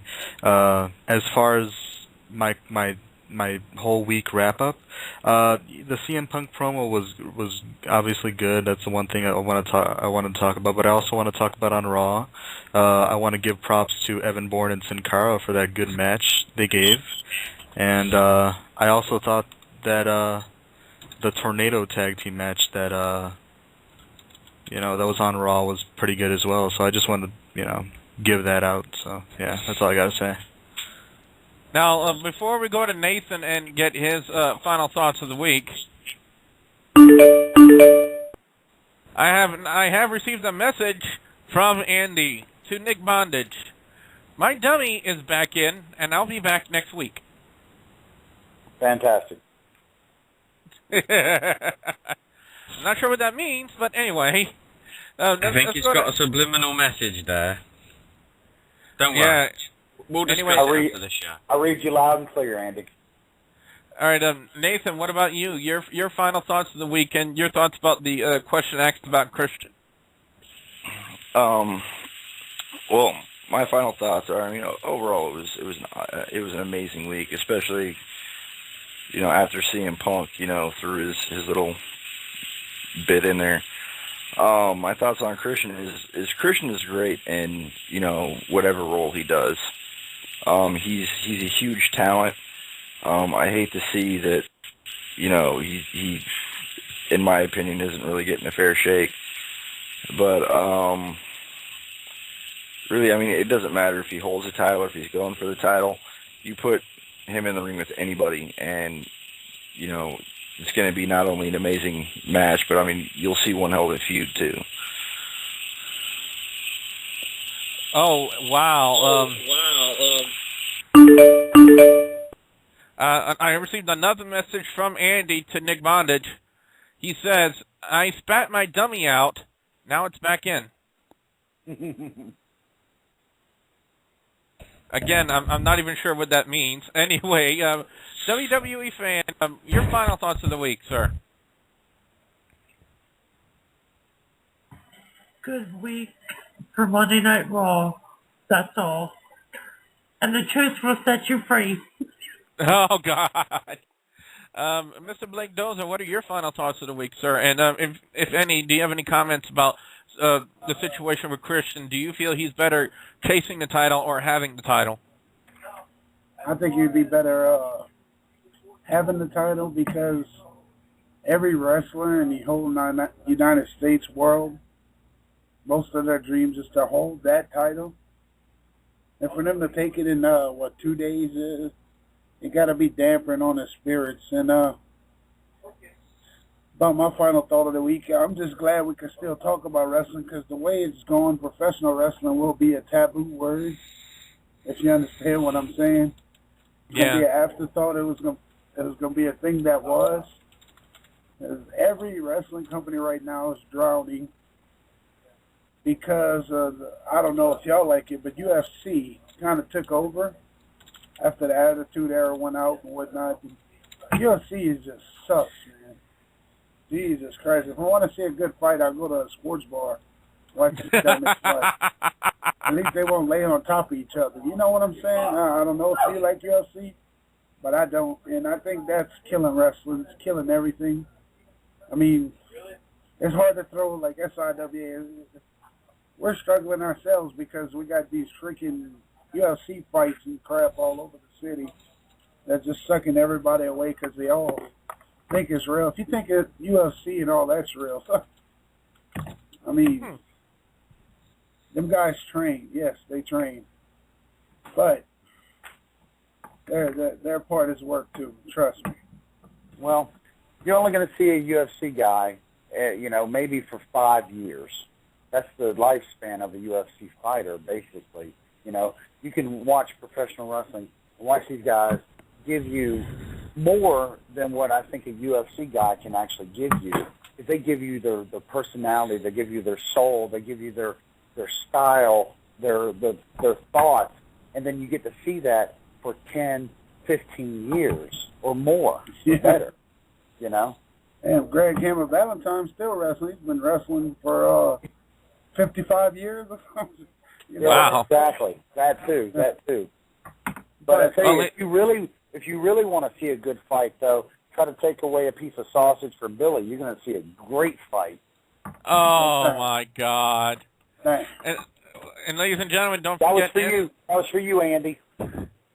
Anyway, ladies and gentlemen, don't forget SIWA is coming to Patterson, Louisiana, August 27th. To find out more information about the event and the people on the card, check out SIWAWrestling.net. That is SIWAWrestling.net. And on that note, ladies and gentlemen, that brings us to the end of WrestleDOWN, the discussion of wrestling. Now, I'd like to thank everybody who joined me this week, including our very special guest, Rodney Mack. That was a great interview we had with them. Blake Dozer from SIWA, WWE fan, the Studley man, Ashley Nathan, who's probably plotting a sweet revenge to do on me on Blog TV tomorrow night, for those of you who are interested, tune in for Impact Wrestling tomorrow night, and probably hear a few things that Nathan will say about me. And, of course, the return of the Al Snow Mark himself, Hitman. And Hitman, nice to hear from you. James, nice to hear from you, too. And guess, ladies and gentlemen, he has a Ph.D. in chair-shotonomics. Nick Bondage himself, who's probably getting ready, and we can't wait for the day until he hits me in the face with a steel chair. Tick-tock. Tick-tock. Time is getting short. And, of course, Andy, my dear friend Andy, and, of course, the CEO of Homicide Incorporated, Iron, Reverend Jake Slayer. I'm Double B Billy Boudreaux saying, please pray for my soul, because when we go off the air, Andy's coming here to Louisiana to beat me with a raw meat sausage chair. I'm already backstage. Oh, no. I'm running. The Batman's arrived. It is awesome. And not only that, he's bringing the ghost cat to scratch me up too. As Andy would say, don't be a sissy little titty baby. Yeah, because when Andy gets through with me, he's going to go tits up on me. Good night, everybody.